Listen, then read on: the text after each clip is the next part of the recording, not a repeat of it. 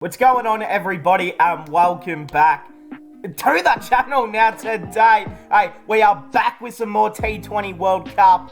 We've got India versus Zimbabwe. India, look, I mean, they get it done pretty bloody comfortably in the end. Hey, firstly, if you guys are new, subscribe, leave a like, and comment down below. You know, help the boy out. We're trying to push towards 10K. I'd appreciate it a lot. But hey, we're just going to jump straight into this match review here. Not going to be wasting any time. India, well, they finished top of the group in, what, Group A or Group B? I can't remember the damn letters of each group. But look, obviously with South Africa losing to the Netherlands, which, I mean, it's just got to be the funniest shit you've ever seen. Let's not talk about Australia, though. They don't exist anymore.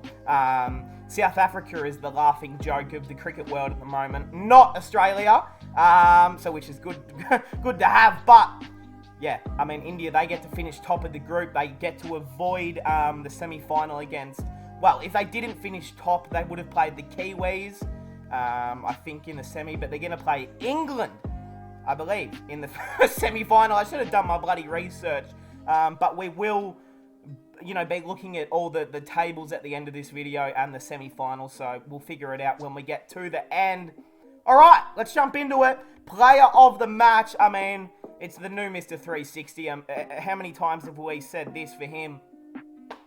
He is just effing incredible, isn't he? I mean, 61 not out of 25 for Surya Kumar Yadav.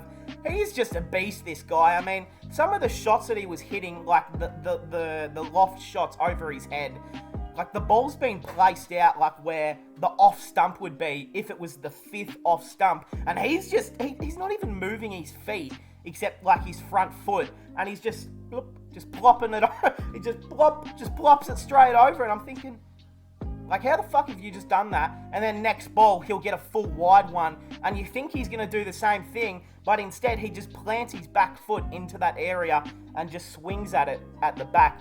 And then that just starts floating into the other corner for six. And I'm like, you just can't stop him. It doesn't matter where you bowl to him. He's going to be able to hit it in that sort of area. He hit a beautiful shot straight over, I think it might have been Razar's head. That went for six as well. He hit a few sixes down the ground, which you guys know is one of my favourite shots. Man, he did it. He did all of that in 25 deliveries when no other Indian batsman really looked comfortable enough except for KL. He just, it looked like he was back playing in the UAE on some, you know, soft pitches or something like that, but instead it was in Australia where no one else can play the damn ball except for him. So, hey, well batted to the man, Sky. Let's jump into it. India into bat first. I think India would have enjoyed batting first as well. I think they, you know, I think at the MCG against Zimbabwe, 83,000. Of course, everyone was there to see the GOAT, Sikandar Raza, of course. But it was good to see a few Indian fans. Maybe there was about like 10 or 20 Indian fans in the crowd. It's a joke, by the way. I hope everyone got that. Look, India. I think they would have liked batting first. KL Rahul. This is two big games in a row for him now. Two games where he's actually left a lot out there. Like, he gets to his 50 off about 30-odd balls, and you're thinking KL is looking dangerous. He's on for a much bigger score here. And then the next ball, he does the same thing, but it goes straight up and he goes out, and you're thinking, gee whiz. Like, KL was on here. He looked way better than the game the week before, or the game before. He looked so good here. He was hitting his own sort of 360 shots, putting it, a lot of pull shots on that onside, and 51 off 35, 3 4s and 3 6s. I mean, like, he looked really good. Feel like he left a little bit out there, but that's, you know, like, what even can you can't complain about that one, can you, when you make a half century at the MCG. Hitman Vardapав Sharma, I don't know if he's carrying too many Vardapavs now, but he needs to do something. Rowie boy, I'm a little bit concerned for you, brother. I'm a little bit concerned for the skipper.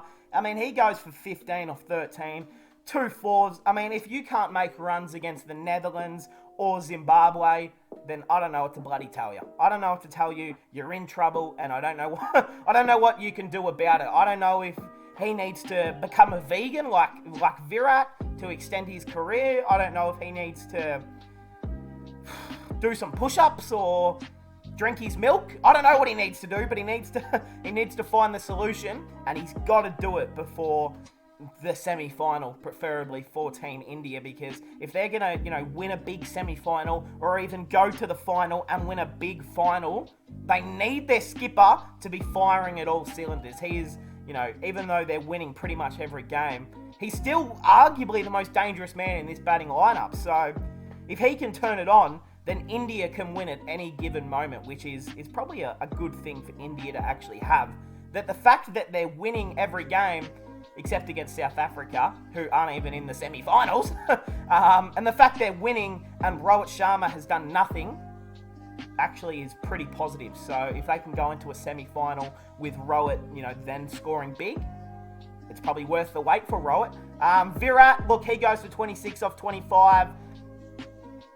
He just looked like he was out there just to get a bit of cardio in, just to run singles. Hit 2 boundaries as well. Skied one, goes out. Surya Kumar Yadav, the man of the match. This guy, AB Junior. Do you even want to call him Junior at this point? Because he looks like a prime AB out there. It's actually scary, the comparisons that you can draw to AB de Villiers and what Sky is actually doing right here.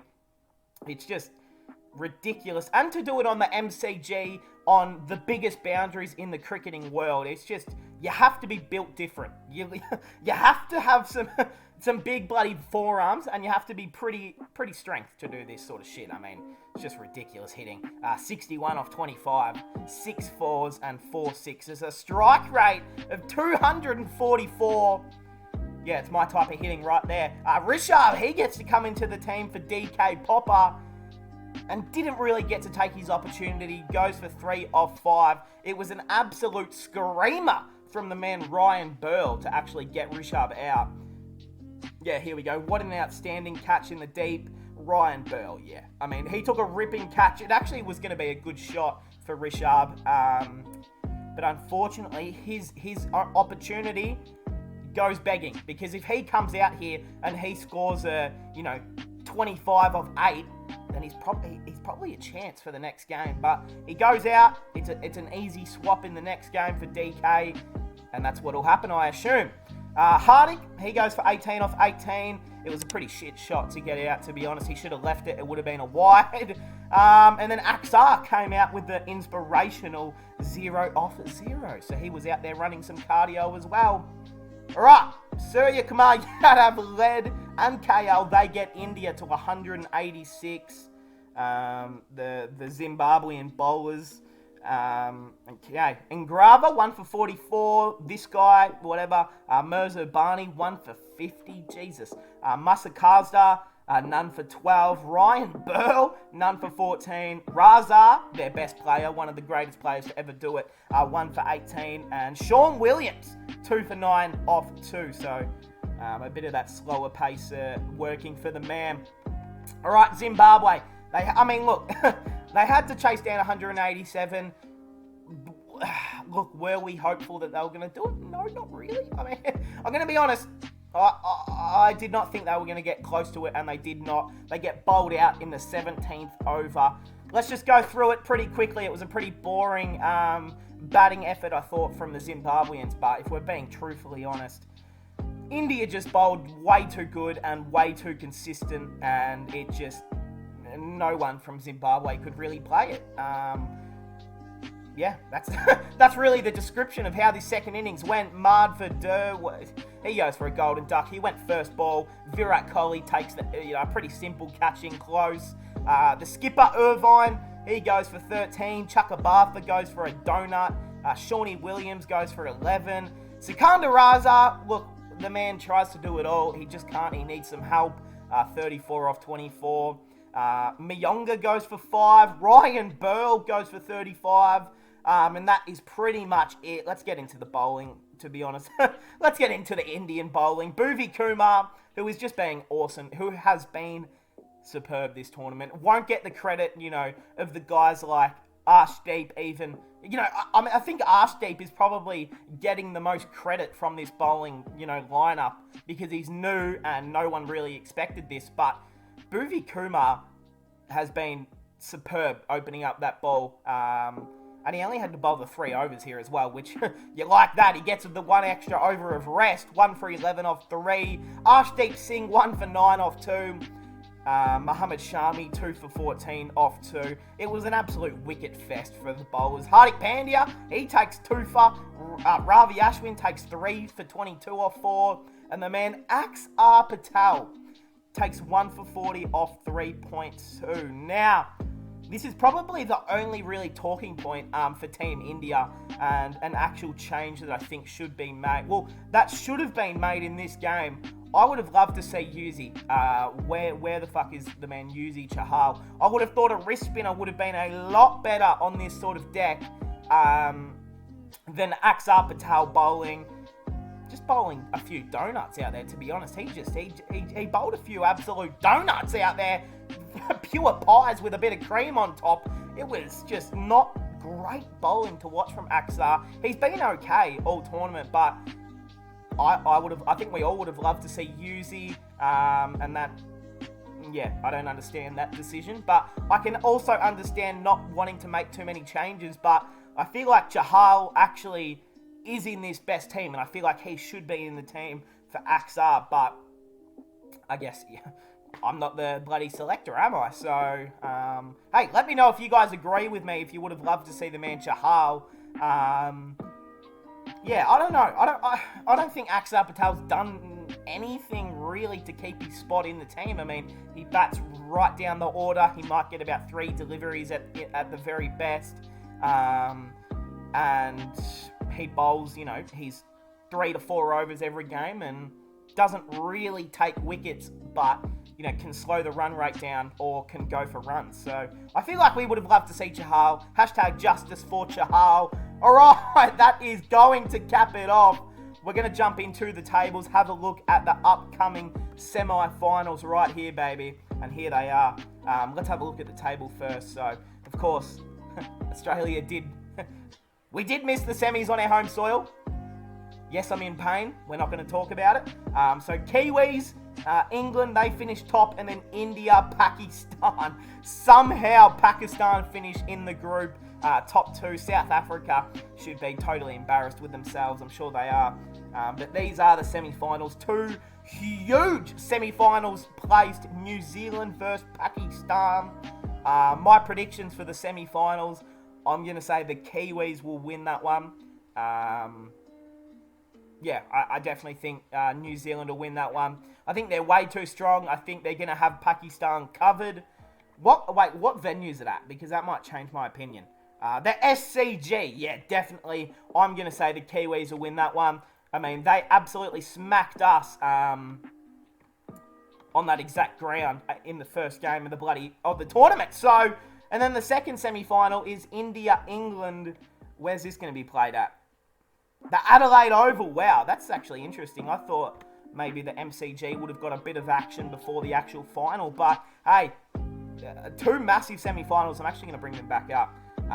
And then the final, I assume, will be played at the MCG. And, hey, that is how we're going to leave it. We're into the pointy end of this has been one of the great World Cups ever. And I'm happy that we're here, you know, being able to talk about it. No Australia. Is what it is. Semi-finals here. I'm Team India. We know that now. Don't care about that other country. I'm here for Team India. And I think they should beat England. I am confident that they should beat England.